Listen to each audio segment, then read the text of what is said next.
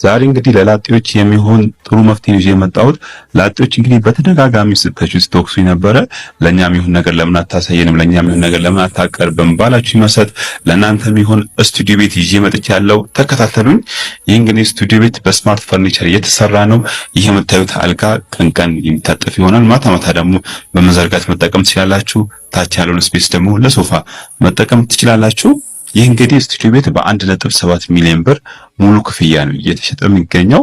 30% ነው ከናንተ የሚጠበቀው ቅድመ ክፍያ፣ 70%ን ደግሞ እስከ 2 ዓመት ድረስ ከፍላችሁ በማጠናቀቅ ቤታችሁ መረከብ ትችላላችሁ። የራሱ አንድ ኦፕን ኪችን አለው። እዚህ ላይ እንግዲህ ስራችሁ መስራት ትችላላችሁ። ኦፕን ኪችን ለአንድ ላጤ በቂ ተደርጎ የተሰራው። በተጨማሪም ደግሞ የራሱ የሆነ ልብስ ማስቀመጫ ቁም ሳጥን እንግዲህ በዚህ መልኩ እንግዲህ ተሰርቷል። ጀስት ስፔሱን እንግዲህ በደንብ ነው ለመጠቀም ጥረት የተደረገው። በተጨማሪም ደግሞ አንድ ሻወር እና ሽንት ቤት የያዘ አለው።